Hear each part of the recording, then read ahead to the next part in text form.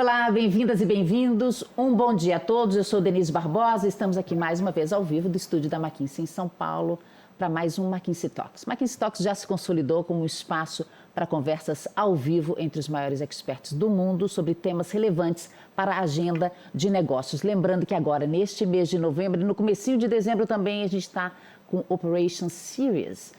Então, estão todos convidados a participar de todas as sessões sobre o tema operações, que é tão importante. O nosso convidado de hoje, o tema de hoje, melhor dizendo, é desafios no planejamento e previsão da demanda. Agora sim, nosso convidado é o Fábio Medeiros, diretor de Supply Chain na Natura & Co.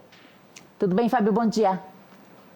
Bom dia, Denise. Bom dia a todos. Um prazer estar aqui com vocês. Prazer é nosso. Aqui do meu lado eu tenho o Luiz Flávio Araújo, que é partner da McKinsey em São Paulo. Bom dia, Luiz. Bom dia, Denise. Bom dia, Fábio.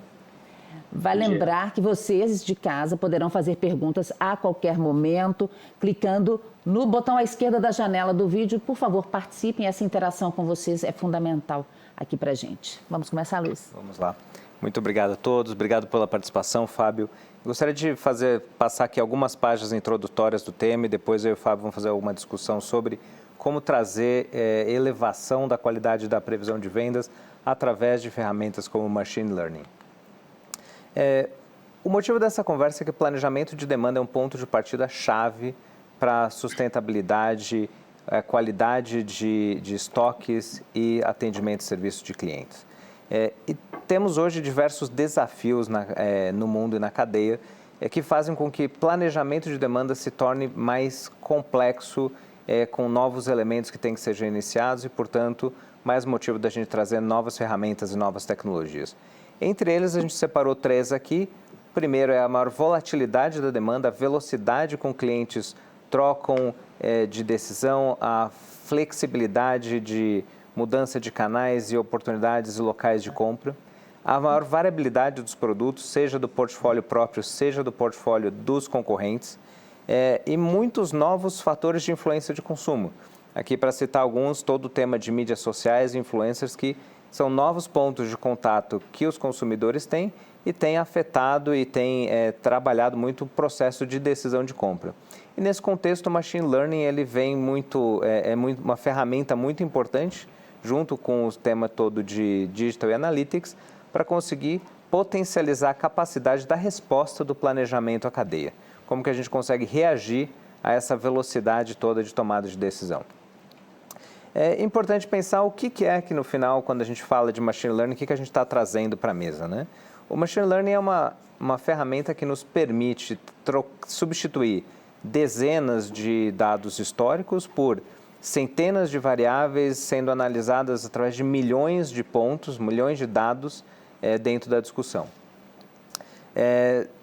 Ajuda a encontrar nuances e padrões pouco óbvios, assim, elementos que um indivíduo sozinho talvez não pudesse identificar de tendência e reduzir também o viés do ser humano, seja otimismo, seja pessimismo em relação ao produto que está sendo discutido.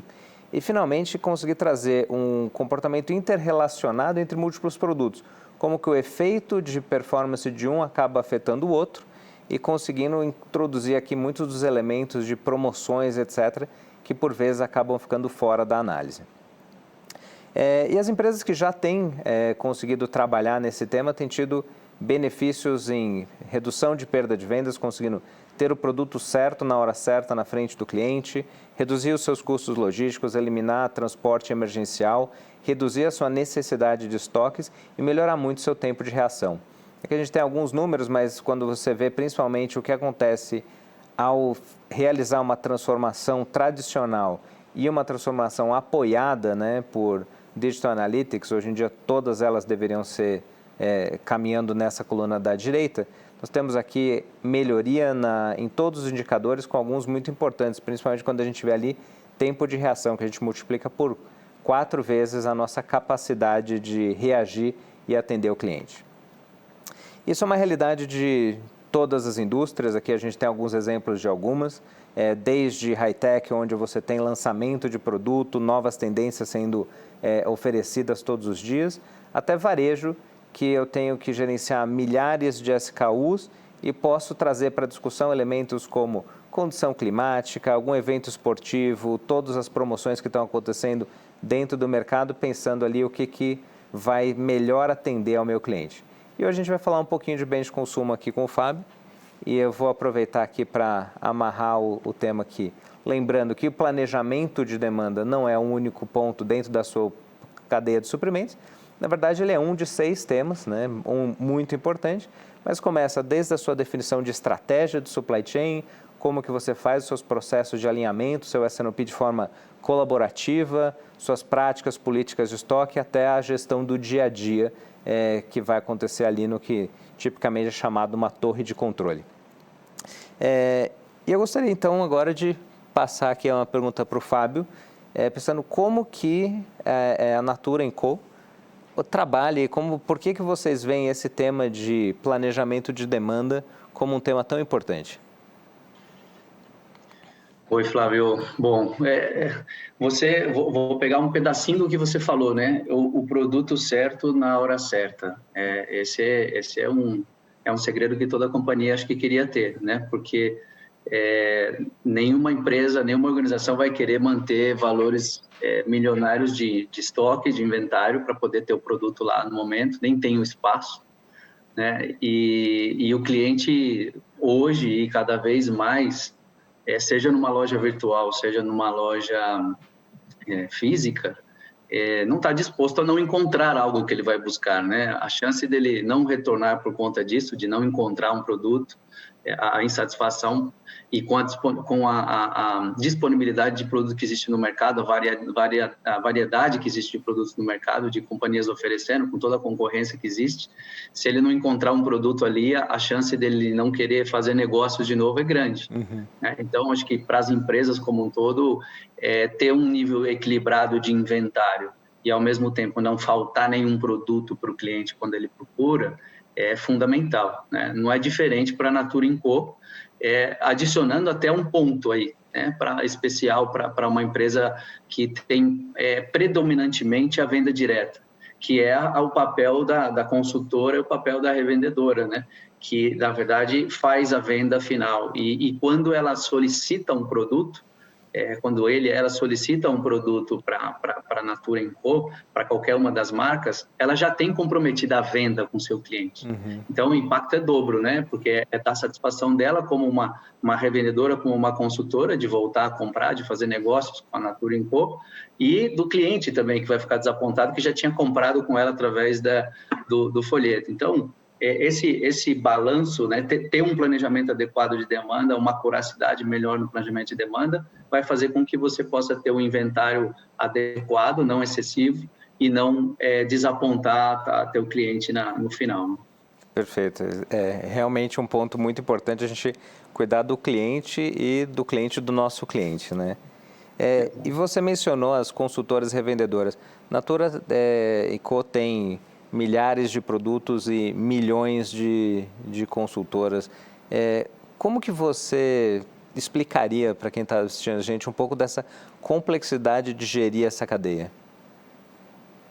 Legal. Eu vou até me permitir usar um termo aqui que se usa muito em planejamento de demanda, que é bias, né? Eu vou ter um viés aqui de Avon, porque quem me conhece sabe que eu estive 23 anos na Avon até março, até abril desse ano, e estou há 6 meses na Natura &Co agora, né? Então, o meu conhecimento vai estar mais aplicado na Avon, que é um modelo de venda direta, assim como a Natura, mas aí também entra a The Body Shop e Aesop. Então, Natura &Co é uma empresa multicanal, mas eu posso dizer aí que na maioria dos mercados, mais de 90% é a venda direta. Então, levando isso um pouquinho para a venda direta, né, qual é a complexidade? Como você mencionou, né, um ciclo regular, por exemplo, no caso da Avon, pode ter cerca de 1.200 produtos diferentes de cosméticos e 1.800 produtos de um segmento que acho que todos conhecem, que a Avon também trabalha, que se chama moda e casa, né, que são itens de moda, de complementos de beleza e itens para casa. Então, esses 1.200 cosméticos e 1.800 mais ou menos trazem uma complexidade muito grande, né? Se a gente imaginar que a loja, no modelo de venda direta, é a consultora, é a revendedora, só no Brasil, por exemplo, existe 1,5 milhão de consultoras, né, Natura ou de revendedoras Avon. Então, 1,5 milhão de lojas, e nessas lojas, a vitrine dessa loja é o folheto, né, no modelo de venda direta. E esse folheto, a gente tem que planejar de 3 a 5 meses antes, porque tem todo um processo de impressão, de distribuição, de ciclo de venda, que ela tem que ter antes na mão, né, essa vitrine. Então, você imagina planejar a quantidade de produtos que eu mencionei, para cerca de 4 mil produtos diferentes, com ofertas diferentes, né, ofertas combinadas, etc., para vender em 1,5 milhão de lojas, em diferentes regiões, para daqui 3 a 5 meses, pensando que daqui 5 meses vai ser uma temporada de chuva no Nordeste, vai ser uma temporada de seca no Sul, de frio, e o que pode acontecer no mercado durante esses 3 a 5 meses, né? O que os concorrentes de varejo podem fazer, etc. Então, é uma combinação de muitos fatores, né, de tipo de oferta, como eu mencionei, de momento que se vai vender, e dessa vitrine que tem que se armar de 3 a 5 meses antes, e que não vai poder ser modificada, né? Porque uma vez impresso o folheto e enviado para essa força de vendas, é esse folheto que vai ser vendido, né? Num modelo digital, você ajusta alguma coisa para a parte que é venda digital, você pode ajustar durante o faturamento dessa vitrine, mas, como eu disse, mais de 90% vai estar aí concentrado nessa vitrine que já está na mão da consultora ou da representante. Então, essa complexidade toda aumenta por conta disso, né? E dessa antecipação e todas as variáveis que estão aí no meio do caminho. Perfeito. De fato, quanto mais adiante a gente tenta fazer esse planejamento, mais difícil, com mais variada é a nossa base também, né? E você mencionou um pouco sobre a questão dos diferentes canais, mas eu imagino também que existe uma diferença importante quando a gente pensa do produto, né? Planejamento de um item de cosmético versus um item de moda e casa. Como que vocês trabalham essa diversidade lá de produto? Existe segmentação? Como que vocês organizaram isso? Muito bom ponto. Uma coisa desse tamanho, né? Você não pode aplicar uma regra única ou um modelo único para fazer, né? Existe toda uma segmentação que não só por região, né? Onde estão os pontos de distribuição, os centros de distribuição, e o momento que o produto tem que estar lá, mas também é uma segmentação por tipo de produto, por categoria, por tipo, né? Então, a gente parte de um modelo onde, de acordo com a dificuldade, a maior dificuldade, maior ou menor dificuldade que existe de estimar, né, pela característica do produto, pelo tipo de oferta que se faz, versus quanto ele representa na venda, ou seja, qual é o volume que ele tem na participação, a gente tem uma matriz que segmenta, né? Então, por exemplo, existem produtos que são muito fáceis de estimar, que são produtos regulares, que saem com frequência, que são muito mais pontos de reposição, né? Que você pode simplesmente ter um modelo estatístico, um modelo aí aplica perfeitamente, o machine learning pode fazer o trabalho completo daquilo, né? Ou até um modelo estatístico mesmo de regressão com dados, e você tem aquilo, você faz um ponto de reabastecimento, um pull system aí para gerar uma ordem de pedido quando chega ao ponto de safety stock, e trabalha com ele, né? Isso é mais ou menos 10% da venda. Né? Existem outros 90% da venda que tem características diferentes. Tem produtos que têm uma dificuldade muito grande de estimar quanto vai vender. Um produto, por exemplo, que vende 1, 2 vezes no ano. A gente falava um pouquinho antes sobre produtos de Natal, né? Nesse segmento moda e casa, tem produtos de Natal que vai vender 1 vez no ano. Então, como fazer o estimado disso? E também, a outro lado da equação, da matriz, perdão, como funciona a cadeia de abastecimento. Porque você pode ter um produto que é muito fácil de estimar, mas você tem uma cadeia muito complicada, você tem insumos que vêm de um lugar muito distante, os lead times são muito grandes, você não tem capacidade de reação, então você deveria ter uma política de inventário de segurança diferente. E você tem produtos que a cadeia é muito simples, está aqui do lado, você consegue reagir, você tem vários fornecedores opcionais para você poder reagir num caso de sobrevenda ou para você frear a cadeia num caso de vender menos do que você estimava. Então, a gente tem aí 6 grandes segmentos, eu exemplifiquei 2, eu exemplifiquei as pontas aí, né? Mas tem 6 grandes segmentos onde a gente classifica o tipo do produto, né? Como ele se encaixa de acordo com a cadeia dele de abastecimento versus o quanto ele é difícil ou menos difícil de estimar. Perfeito. Não, obrigado. De fato, a gente ter práticas e métodos diferentes para grupos de produto faz muito sentido. E uma obrigação, acho que de todo mundo que está na cadeia de planejamento é aprender. Assim, fato é que sempre vai se errar alguma coisa da previsão, né? E usar disso e aprender.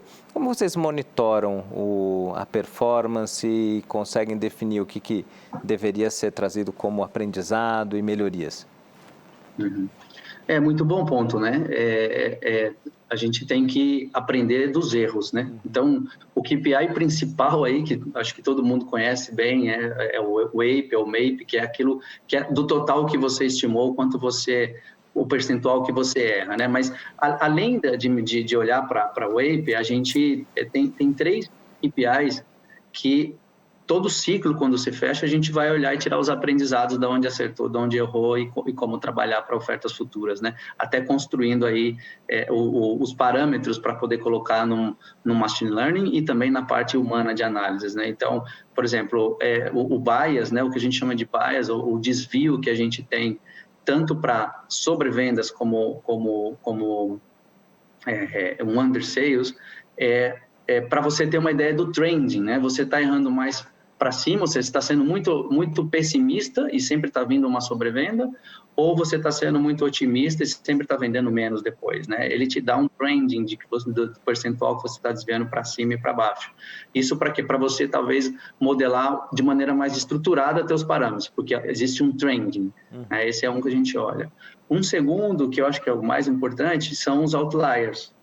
Aqui a gente considera como outlier como aqueles itens que vendem mais, a gente tem um número que é 40%, porque o nosso WAPE varia entre 30 e 40, então a gente, entre 30 e 40, a cadeia está meio que armada. Tudo que varia acima de 40%, a gente considera um outlier, porque a dificuldade de reacionar para ele vai ser muito grande.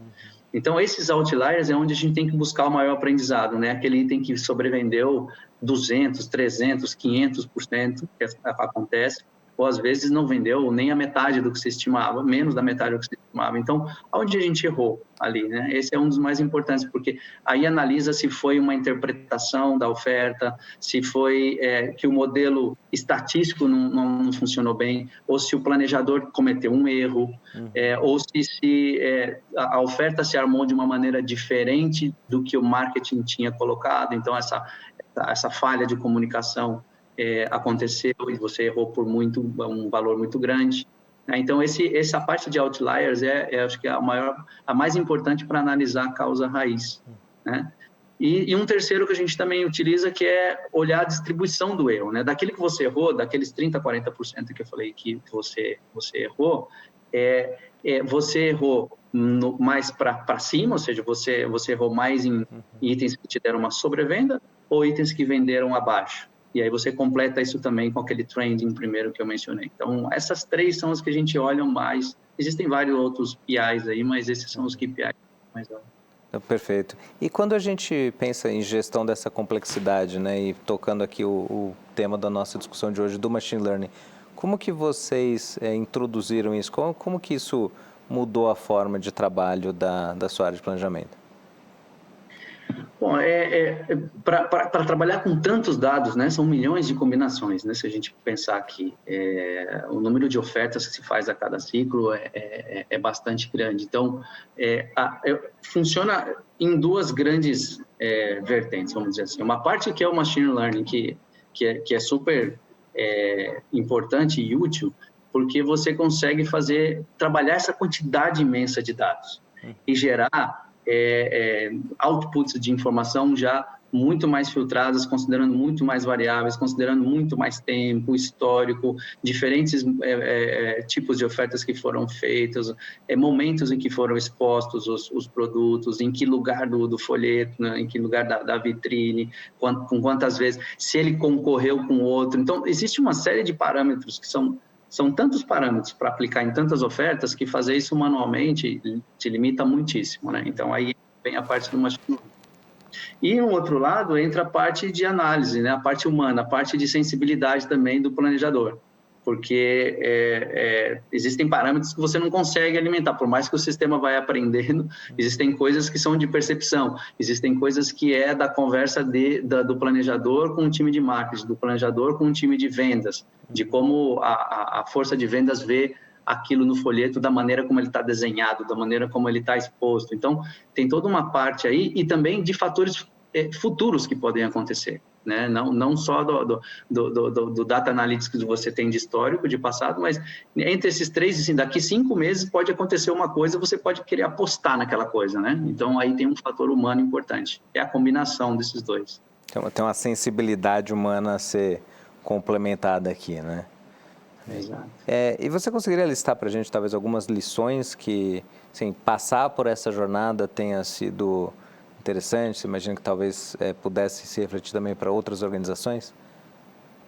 Bacana. E é recente, né? A gente trabalhou isso nos últimos 2 anos e meio, aí a gente começou 2 anos e meio atrás, e era algo até que não tinha tanto benchmarking assim, para olhar, né? Eu acho que uma primeira importante eu acho que a gente descobriu, depois de 130 anos de história, a gente ainda descobriu de maneira bastante importante a complexidade que a gente tem de ofertas. Porque na venda direta, como você manda o folheto com antecipação e você manda 2 ciclos com antecipação, você imagina que a consultora, a representante, ela tem 2 vitrines na mão, né? Se você não tiver bem combinada uma vitrine com a seguinte, ela pode optar por não pedir de uma e pedir da outra, e aí pode, né, falhar um pedido de uma campanha de um ciclo e não da outra. Então, multiplica aí um pouco por 2 agora o que eu tinha falado da quantidade de SKUs das regiões e da quantidade de lojas que eu mencionei, porque ela vai estar com esses 2 ciclos na mão, né? E a complexidade de ofertas é tão grande, de você compre um, e se você compra um, você tem um desconto no outro, tem uma parte que é de oferta crescente, tem uma parte que se você compra de uma categoria, você pode levar outra categoria com desconto. Então, todas essas combinações são tão grandes que, às vezes, até quem está cadastrando a oferta tem que voltar lá com o pessoal de marketing para entender qual é a oferta para poder colocar. Então, isso é muito importante, né, para mim, como aprendizado, que é simplificar também a quantidade de ofertas ou entender muito bem como se fazem as ofertas antes de implementar, para ter a colocação dos parâmetros de uma maneira melhor, né? Uma outra coisa é a qualidade da informação também, né? Como você alimenta os parâmetros, né? Eu acho que a parte mais importante de um sistema de inteligência artificial funcionar é o como você ensina, né? Se você ensinar errado, o humano ele ainda reflete um pouco, a máquina não vai refletir. Se você ensinar errado, a máquina vai fazer errado. Então, esses testes, piloto, tudo que se pode fazer nesse sentido e trabalhar muito bem a base de dados antes, também é importante. Eu lembro que a gente deu uma patinada alguns meses aí até isso entrar nos eixos, né? E a outra coisa é o que você mencionou no começo também. Não é um trabalho de supply chain, né? É um trabalho de integrado, né? Da área comercial, é um S&OP funcionando bem com o apoio da liderança maior da companhia, né? Tem que ter uma aposta aí da liderança da companhia de que isso funciona e apoiar nos ciclos de S&OP, senão não funciona. Tá ótimo, obrigado. Luiz, trazer esse tipo de tecnologia não parece ser simples. A gente está trabalhando aí, a gente está conversando com uma pessoa de uma empresa gigantesca, mas qualquer um pode fazer? Denise, a resposta curta é que sim. Eu acho que, obviamente, as complexidades das organizações vão ditar muito da velocidade do que está se acontecendo, mas, antes de mais nada, todas as organizações que a gente observa se beneficiariam de trazer esse tipo de inteligência e analytics para os seus processos de planejamento. Até a gente colocou aqui uns pontozinhos. Assim, são 3 etapas que a gente vê que você deveria passar para ter essa jornada, e você tipicamente conseguiria começar essa jornada e ter resultados ao redor de 6 meses. Primeiro, a definição da aspiração, como o Fábio bem colocou, né? Ter o sponsorship, o apoio da liderança sênior é um exercício de dor no começo. É um modelo ágil, você aprende, erra, existe um pouco de frustração, mas é onde o processo de aprendizado consegue trazer bastante valor. Preparar os pilotos, montar os squads, preparar esses dados, conseguir testar e fazer as provas de conceito e conseguir lá os MVPs, né, os Minimum Viable Products, para provar a solução e finalmente entrar num ciclo de expansão, onde são adicionados refinamentos e você expande para novas categorias. Você pode começar pequeno, e acho que esse é o ponto importante. E esse é um início que tem que saber e tem que entender dentro da organização, que vão ter os seus altos e baixos, mas é uma jornada que todo mundo deveria se beneficiar e deveria ser incentivado a perseguir. Então, aproveitando aqui o tema do desafio de se aplicar o Machine Learning para planejamento de demanda, eu queria pedir para o Fábio, você falar para a gente quais foram os desafios da Natura & Co para implementar, para implantar o planejamento de demanda com Machine Learning. Legal, Denise. Eu até tenho uma página que a gente tem aqui, que a gente pode usar como exemplo. Eu podia ter usado na anterior, mas vou usar nessa, que é assim, né? Um dos desafios, né? Eu vou falar de alguns, mas um dos desafios, né? Você pegar um planejador e começar a trabalhar com ele, de que você tem um sistema, uma máquina que vai fazer o processamento desses parâmetros, de te dar um melhor estimado, e ele trazer um caso assim para você, do tipo, olha, eu tenho aqui 2 ofertas que são as mesmas. Essa que está do lado esquerdo aqui, uma oferta de um batom aqui a R$ 9,99 e a do lado direito. A do lado direito, na mesma promoção, vendeu 2 vezes mais, em todas as condições similares, tá? Eu sei, pode ter acontecido uma série de coisas, mas imagina que tudo está analisado aqui e eram condições similares, então se usou como base aqui, aplicou o parâmetro aqui da oferta que tinha sido feita anterior, ali está menor preço do ano, eu acho que tem até, na próxima tem aí você tem um quadrinho menor preço do ano, tem no outro, oferta de ouro, você tem o preço com desconto, destacado, R$ 9,99, e aí você aplica, bom, todos os parâmetros são iguais, mas esse vendeu 2 vezes mais. Por que vendeu 2 vezes mais esse? Né? Pela simples forma como está exposto o produto, né? Você tem de um lado as cores, do lado esquerdo você tem as cores todas ali embaixo, e no outro você tem o produto como ele é quase que inteiro ali, né? Colocado da forma lateral, etc. Então, como é que você ensina um sistema a aprender isso? Né? Então, a primeira coisa que o planejador vai dizer, você está louco, o sistema não vai pegar nunca isso. Né? Então, essa, por exemplo, é um dos desafios, né? Como a gente coloca o time para comprar que essa tecnologia pode ser aplicada, né? E como eu falei há um tempo atrás, quando estávamos implementando, que não existia muitos cases assim que você pudesse, olha esse case plug and play, né? Acho que essa é uma coisa. O outro é a própria liderança da companhia de investir, né? Numa ferramenta nova, uma ferramenta de aprendizado e etc. Também é outro tema para se considerar, né? E essas coisas levam tempo, né? Essas coisas levam tempo, porque no modelo tradicional que você vinha fazendo através da análise pura dos planejadores, você já tomava históricos de anos anteriores de ofertas feitas de maneira similar, etc. Você não vai no dia seguinte parametrizar, né? Isso leva um tempo, vale a pena fazer pilotos, vale a pena segmentar, colocar em uma região, colocar em uma categoria de produtos, porque se você vira a chave para todos, você pode ter uma ruptura muito grande no processo de planejamento, né? Então, fazer isso de maneira segmentada e por fases também é um desafio, porque não dá para você virar a chave, é muito perigoso. Você, inclusive, tem que acompanhar. A gente acompanhou as 2 metodologias por um bom tempo para ver as diferenças de uma e de outra, para não causar uma ruptura. E te falo também que isso de passar, a ideia de passar o dia inteiro de batom, para a mulher também é muito legal. Gostei da ideia, também me foi sedutora ali aquela frase. Vai lá, Luiz. Tá vendo? Muito bom. E pode ser um diferencial de compra aí também, que às vezes a sensibilidade de alguém que já viu, olha, quando a gente menciona isso faz diferença, né? E aí vai alimentando o sistema. Muito bom. E Fábio, eu acho que voltando naquele primeiro tema que a gente falou de volatilidade, né? Eu acho que 2020 é um ano tudo menos típico. Como que vocês conseguiram balancear essas flutuações de demanda, mudanças de consumo, com a chegada do Covid e a mudança dos hábitos das pessoas? Esse é um ano que já ficou marcado, né?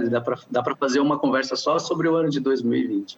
Mas eu acho que aí é o momento onde dá importância do modelo híbrido, né? Porque quando a gente se depara com a situação lá no início, né? Acho que principalmente os que são de supply chain, se estiverem conectados, vão saber que lá em janeiro do ano passado, a nossa única preocupação do Covid era se ia atrasar a importação da China por causa do ano novo chinês que ia atrasar pelo Covid que estava acontecendo lá, né? Essa era a nossa única preocupação. Problema chinês. O problema chinês. E no final das contas, né, a gente teve até uma mudança de mix. Em muitas indústrias deve ter acontecido isso, não foi diferente para a gente. Teve uma primeira parte que a gente imaginou que ia acontecer, né, uma migração para itens de mais necessidade básica, então talvez uma caída na parte de maquiagem, uma caída na parte de fragrâncias, mas um aumento na parte de shampoos, de sabonetes, enfim, de itens que são mais essenciais. A gente teve uma vantagem de poder olhar, no caso do Brasil, da América Latina, poder olhar um pouco para a Europa, que já estava uns passos na frente, né, e reestimar. E aí, a vantagem do modelo ser híbrido, porque aí nós tivemos que deixar um pouquinho de lado o cálculo histórico, a parametrização, o que já estava aprendido nessa machine learning, e tivemos que tocar lá manualmente e dizer, olha, aqui nós vamos mudar esse mix, aqui nós vamos carregar mais essenciais, aqui nós vamos diminuir maquiagem e tal, e fazer um corte contra o que o sistema recomendava. Começar a aprender novamente é parte do processo, né? Exatamente. E aí esse mix está se construindo de novo, né? E existe uma dúvida muito grande agora, né? Se esse mix ele retoma quando a curva de Covid começa a diminuir ou será que as pessoas criaram um hábito, né? Eu vou dar um exemplo para fechar esse ponto que é bem bacana. Quando a gente pega moda e casa, esse a gente errou de longe. Porque quando a gente nos parâmetros de sensibilidade que nós tivemos que colocar, as pessoas vai haver uma retração, né, de consumo, porque as pessoas vão diminuir o salário, vai haver mais desemprego, enfim, tudo aquilo que a economia que a gente pensava que podia acontecer e aconteceu de fato. Mas as pessoas passaram a comprar mais coisas de moda e casa, itens para casa. Tem uma categoria que se chama home, que são recipientes, são coisas para casa, decoração, etc., que dobrou a venda, né? De maneira geral, sem contar os outliers assim, de produtos específicos, né? Porque migrou isso, de uma certa maneira, do varejo que estava fechado em lockdown para a venda direta. Então, foi muito difícil prever isso, porque a gente imaginava que pela situação econômica isso não ia acontecer, mas acabou acontecendo. E a grande pergunta agora que a gente está fazendo todo dia isso volta ou as pessoas desenvolveram o hábito de comprar isso via venda direta agora e não mais no varejo? Essa parcela que migrou, né, para venda direta. Então, aí são as discussões momentâneas sobre o Covid. E eu imagino que aqui todo o tema de velocidade da cadeia, como você mencionou, de segmentação, e a conexão do planejamento da demanda com aqueles outros pontos é fundamental, né? Como reagir rápido. Exato. Isso acelerou, inclusive, perdão, consumo mais um minuto nessa pergunta, que é bacana, isso acelerou um próximo passo que a gente tinha dentro daquele processo que você mencionou no início de S&OP, de conectar mais a força de vendas com os planejadores, porque a gente precisa lá entender um pouco mais, lá na prática, o que pode acontecer, além de usar os dados históricos de parâmetros para projetar, né? Então, acelerou um pouquinho essa fase aí que a gente ainda estava entrando nela. Excelente. Pois você falou da importância desse lado humano, eu queria que você explicasse um pouquinho esse aprendizado para a gente. Foi isso de consultar mais as consultoras, as revendedoras? Também. Eu acho que uma coisa bacana, além disso, é o fato de que os planejadores passaram a focar mais nos itens mais complexos, porque você tem uma ferramenta te ajudando naquele que você pode aplicar mais. né? Então, a quantidade de produtos que tinha que aplicar sensibilidade à parte humana, ela passa a ser menor e você passa a concentrar mais e fazer mais bem feito aquela parte, né? Eu acho que esse é um aprendizado também, além dessa conexão, além da necessidade de melhorar o processo de S&OP também. Excelente. E Fábio, pensando aqui um pouco sobre o que vem a seguir, né? Obviamente a gente ainda está numa transição, mas eu acho que é inegável que essa lógica apoiada por ferramentas, ela vem para ficar. Qual que são as suas expectativas para o futuro, né? De o que você imagina que vão ser esses elementos de planejamento adiante? Como que você imagina isso? Como que você planeja fazer parte dessa transformação? Olha, eu acredito bastante, eu podia colocar 3 coisas aí, né? Eu acredito bastante que a questão de utilizar a inteligência artificial, o machine learning, tem e vai ficar mais intensa a cada momento. Por quê? Porque cada vez mais nós temos a possibilidade de capturar o comportamento de clientes, né? Como tudo está migrando para uma maneira digital de se fazer as coisas, também traz com isso uma vantagem muito grande de você capturar comportamentos.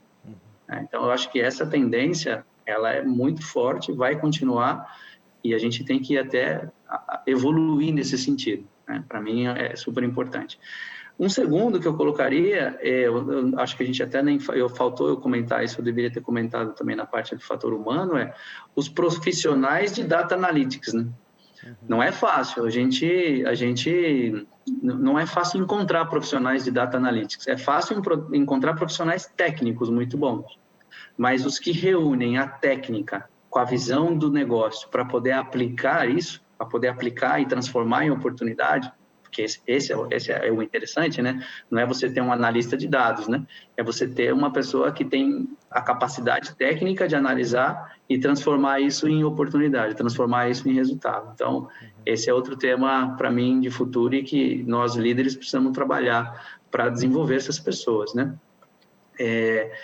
E essa conexão que eu também comentei, essa conexão dos técnicos com os comerciais que estão lá na rua, dependendo do negócio, né? Falando da venda direta, eu falo de consultora representante, né? Mas você pode ter um modelo de distribuidor, você pode ter um modelo de venda direta para o consumidor. Como é que você conecta esses técnicos com eles para capturar o comportamento futuro? Porque o passado, você usa a estatística, você usa a máquina, você vai ensinando, você vai parametrizando. Mas o que pode influenciar na próxima compra, né? Ou na recompra, no nosso caso, por exemplo, que tem que fazer com tanta antecedência essa vitrine futura. Para mim, essas 3 aparecem mais fortes. Ótimo, muito obrigado. Vamos para a pergunta da audiência? Que a gente começou um pouquinho atrasado, então a gente vai estender um pouquinho aqui para dar tempo de a gente fazer algumas perguntas. Então vamos lá. A primeira pergunta vai para vocês dois, eu vou pedir para o Fábio começar, tá, Luiz? Para quem diz que não tem dados suficientes para trabalhar com machine learning, o que você diria, Fábio? Olha, eu diria comece, porque dados sempre tem. O que a gente não tem normalmente é informação boa, formatada, de um jeito que a gente possa olhar para ela e tomar decisão, né? Eu acho que se não tem dados suficientes, ainda está em construção, é uma maneira, acho que o Flávio mencionou isso também em algum momento, né? Comece segmentado, comece por uma parte do portfólio, comece por uma região, mas faça bem feito aquele piloto, né? Essa para mim é uma parte fundamental também. Estabeleça um piloto em um lugar onde você tenha mais domínio da informação, que eu acho que é um bom caminho, até porque, como eu mencionei também, eu não acho que dá para virar a chave, então dá para começar por uma parte. Eu concordo em gênero, número e grau, acho que os dados disponíveis amanhã vão ser melhores do que o que a gente tem hoje, mas hoje a gente já pode tomar decisões importantes. A gente não deveríamos nos omitir de usar a informação disponível, aguardando a informação perfeita. Exatamente. Fábio, segunda pergunta para você. Como fazer para os planejadores mudarem o modo de trabalhar e aderirem às novas tecnologias? Legal essa. Eu acho que hoje já tem um pouco mais de benchmarking, né? Pensando que os planejadores são pessoas que têm um perfil técnico também, né? Como base. são pessoas que acreditam muito no que vem, né? Nós somos engenheiros de coração. Os que não somos formados em engenharia, como eu, por exemplo, eu sou engenheiro de coração, não sou de formação. A gente acredita muito no que a gente vê, né? Então, se tem benchmark, é um bom caminho. O outro caminho é piloto, teste, né?